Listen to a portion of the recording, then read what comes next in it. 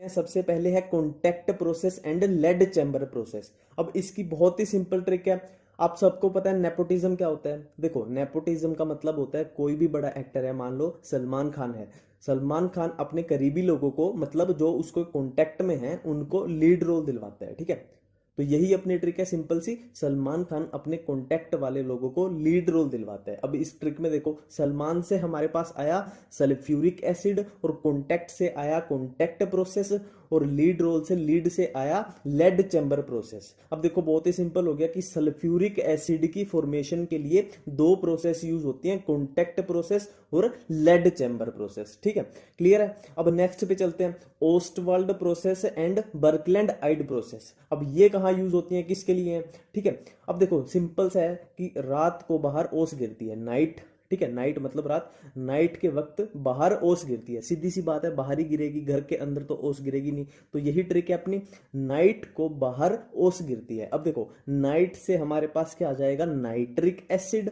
और बाहर से हमारे पास आ जाएगा बर्कलैंड आइड प्रोसेस, और ओस, ओस से आएगा हमारे पास ओस्टवाल्ड प्रोसेस। तो नाइट्रिक एसिड की फॉर्मेशन के लिए जो प्रोसेस यूज होती है, एक तो होगी बर्कलैंड आइड प्रोसेस और दूसरी होगी ओस्टवाल्ड प्रोसेस। ठीक है, क्लियर है। नेक्स्ट पे चलते हैं। नेक्स्ट पे चलने से पहले थोड़ा हारमोनियम बजा लेते हैं। ठीक है, हारमोनियम, ये याद रखना, हारमोनियम सिंपल सा है, हार और मोनियम को अलग कर दो। हार से हमारे पास आया हेबर प्रोसेस, और मोनियम से आया अमोनिया। ठीक है, हारमोनियम, हार से हमारे पास आया हेबर प्रोसेस और मोनियम से आया ammonia. Means Haber process is used for the formation of ammonia. ठीक है, अमोनिया की फॉर्मेशन के लिए कौन सी प्रोसेस यूज होती है, हेबर प्रोसेस। ठीक है, अब नेक्स्ट एक हमारे पास आती है सोल्वे प्रोसेस। अब ये भी नाम से ही बता दे कि इसमें क्या होता है। देखो, सोल्वे में कुछ नहीं करना, आपको सिर्फ सोल्वे का पार्टीशन कर देना है। ठीक है, सोल्वे का पार्टीशन कर दिया तो सोल उधर चला गया और वे उधर चला गया। अब सोल से हमारे पास आया सोडियम, SO। ठीक है, सोल से हमारे पास आया सोडियम, और वे का मतलब होता है रास्ता, इंग्लिश में वे, हिंदी में रास्ता। अब रास्ते पे क्या चलती है, कार, तो कार से हमारे पास आया कार्बोनेट। ठीक है, वे रास्ते पे चलेगी कार, तो कार से आया कार्बोनेट, तो उधर सोडियम इधर कार्बोनेट। तो Solvay process is used for the formation of sodium carbonate. ठीक है, एक बहुत इंपॉर्टेंट है कि क्लोरीन की फॉर्मेशन के लिए कौन सी प्रोसेस यूज होती है, क्लोरीन की फॉर्मेशन के लिए कौन सी प्रोसेस यूज होती है। अब देखो, कॉमन सेंस है, सबको पता है कि क्लोरीन एक गैस होती है, क्लोरीन एक गैस होती है, और इसको किसी वेसल में रखोगे तो गैस उड़ जाएगी, ओपन वेसल में रखोगे तो गैस उड़ जाएगी, तो इसको ढक्कन लगाना पड़ेगा वेसल को। ठीक है, ढक्कन लगाना पड़ेगा, तो क्लोरीन गैस की वेसल को ढक्कन लगाना पड़ेगा। ढक्कन से याद आएगा डेक्कन, ढक्कन से याद आया डेक्कन, तो Deccan process is used for the formation of chlorine. तो यहां क्लियर हो गया। तो लास्ट है हमारे पास डोस प्रोसेस। अब डोस प्रोसेस यूज होती है for the formation of phenol. अब सबको पता है कि फिनोल, फिनोल एक टाइप का एल्कोहल है। ठीक है, एक टाइप का एल्कोहल है। अब इसको याद कैसे रखें, अब देखो, डोस में आ रहा है DO2, और किसी भी इंसान को दो दो कब नजर आता है, जब वो शराब पी लेता है, जब अल्कोहल पी लेते हैं, तो अल्कोहल से याद आ जाएगा फिनोल। तो Dow's process is used for the formation of phenol. And tricks for oxy acids. देखो, ऑक्सी एसिड्स को लेके दो टाइप की कंफ्यूजन होती है। एक तो होगी मेटा पायरो ऑर्थो एसिड, ये वाली, और दूसरी होती है हाइपो अस इक पर इक, ये वाली कंफ्यूजन। ठीक है, तो सबसे पहले है मेटा एसिड। किसी भी पर्टिकुलर एसिड का मेटा एसिड कैसे बनाए, देखो बहुत सिंपल ट्रिक है। जो मेटा वर्ड है वो स्टार्ट हो रहा है एम लेटर से। ठीक है, एम लेटर से हमें याद आएगा मोनो। ठीक है, मोनो, मोनो का मतलब क्या होता है, वन। अब ये हमारे पास ट्रिक बन गई, एम से मोनो, मोनो का मतलब वन, तो हमारे पास वन से ट्रिक बन गई कि अगर हम वन मॉलिक्यूल ऑफ एसिड में से, वन मॉलिक्यूल ऑफ एसिड में से वन मॉलिक्यूल ऑफ वाटर को रिमूव कर दें, तो हमारे पास क्या बन जाएगा, हमारे पास क्या बन जाएगा, उस एसिड का मेटा एसिड।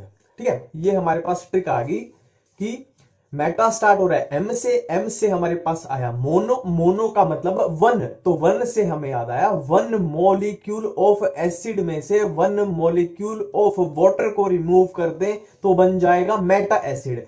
इसका एक एग्जांपल करके देख लेते हैं। देखो ये है, मान लो ये है फॉस्फोरिक एसिड। अब इसका बनाना है हमें मेटा एसिड। तो वन मॉलिक्यूल ऑफ एसिड में से वन मॉलिक्यूल ऑफ वाटर को रिमूव कर दिया। तो one molecule of phosphoric acid में से वन मॉलिक्यूल ऑफ वाटर को रिमूव कर दिया, तो हमारे पास क्या बचेगा, HPO3। तो ये क्या बन जाएगा हमारे पास, मेटा फॉस्फोरिक एसिड। ये था हमारे पास फॉस्फोरिक एसिड, ये बन जाएगा मेटा फॉस्फोरिक एसिड। ठीक है, सिंपल है। अब मेटा एसिड के बाद हम करेंगे पायरो एसिड। सेकंड पे है पायरो एसिड। इसकी भी बहुत सिंपल ट्रिक है। देखो पायरो स्टार्ट हो रहा है पाई से, पाई पाई को रिप्लेस कर देना है बाई, पाई बाई, पाई को रिप्लेस कर देना है बाई से। अब बाई मतलब क्या होता है, टू। अब टू से हमें याद आएगा हमारी ट्रिक क्या बनेगी कि टू मॉलिक्यूल ऑफ एसिड में से अगर हम वन मॉलिक्यूल ऑफ वाटर को रिमूव कर दें, वाटर को रिमूव कर दें, तो हमारे पास क्या बन जाएगा, पायरो एसिड। ठीक है, देखो मेटा में क्या था, वन मॉलिक्यूल ऑफ एसिड में से वन मॉलिक्यूल ऑफ वाटर निकाला था, पर यहां हमारे पास आ रहा था पाई। पाई से हमें याद आया बाई, बाई मतलब two. Two molecule of acid में से वन मॉलिक्यूल ऑफ वाटर को रिमूव कर दें तो बन जाएगा पायरो एसिड। अब सेम एग्जांपल ले लेते हैं। ये है मान लो हमारे पास H3PO4, ये क्या है हमारे पास, मान लो फॉस्फोरिक एसिड है। अब इसका हमें पायरो एसिड बनाना है। तो ट्रिक क्या है, दो मॉलिक्यूल ऑफ एसिड में से टू मॉलिक्यूल लेने पड़ेंगे इसके, एक मॉलिक्यूल वाटर का रिमूव कर दिया, तो ये हमारे पास क्या बच जाएगा, H4P2O7। ये हमारे पास क्या बन गया, पायरो एसिड। ये हमारे पास बन गया पायरो एसिड। ठीक है, ये फॉस्फोरिक एसिड, ये उसका पायरो एसिड।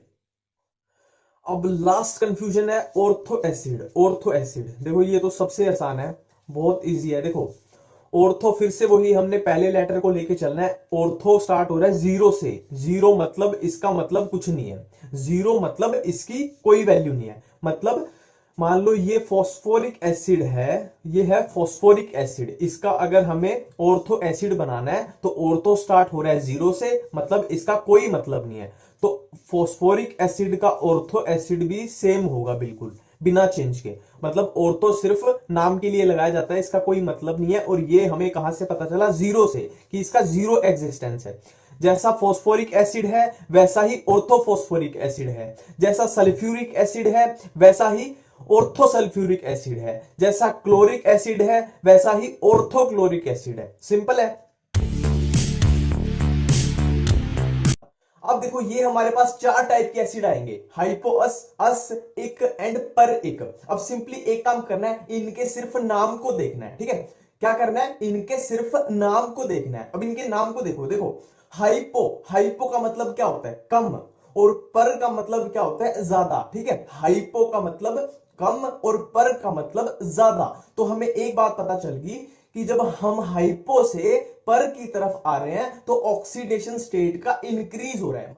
मतलब सबसे कम ऑक्सीडेशन स्टेट होगी हाइपोअस एसिड की, उससे ज्यादा होगी अस एसिड की, उससे ज्यादा होगी इक एसिड की, और सबसे ज्यादा होगी पर इक एसिड की।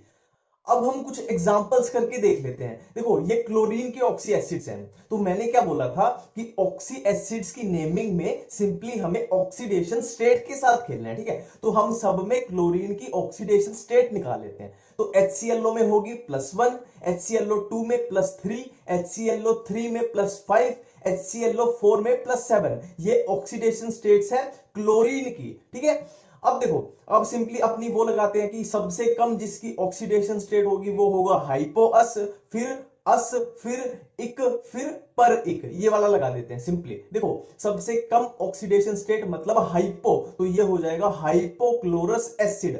फिर उससे ज्यादा क्लोरस एसिड, फिर उससे ज्यादा क्लोरिक एसिड, फिर सबसे ज्यादा पर क्लोरिक एसिड। वही चीज याद रखनी है, हाइपो मतलब कम और पर मतलब ज्यादा। तो ऑक्सीडेशन स्टेट जिसमें सबसे कम वो हो जाएगा हाइपो, और जिसमें सबसे ज्यादा पर। ठीक है, हाइपो अस, अस इक, पर इक। सिंपल है। अब देखो मैं आपको 1 मिनट का होमवर्क देता हूं। देखो हमें पता है कि H2SO4 होता है सल्फ्यूरिक एसिड, इक एसिड। तो मैं आपसे पूछ रहा हूं कि H2SO3 क्या होगा, H2SO4 अगर एक एसिड है तो H2SO3 क्या होगा? ये तो हो गया पहला क्वेश्चन, आपको खुद करके खुद चेक करना है। और दूसरा क्वेश्चन कि H3PO4 होता है फॉस्फोरिक एसिड, एक एसिड, तो H3PO3 कौन सा एसिड होगा और H3PO2 कौन सा एसिड होगा, ये भी आपको खुद करना है। देखो बहुत आसान है, सिंपली हम कर चुके हैं, उसी के बेस पे करना है और आपको खुद इसका आंसर चेक करना है, बहुत सिंपल है, ठीक है।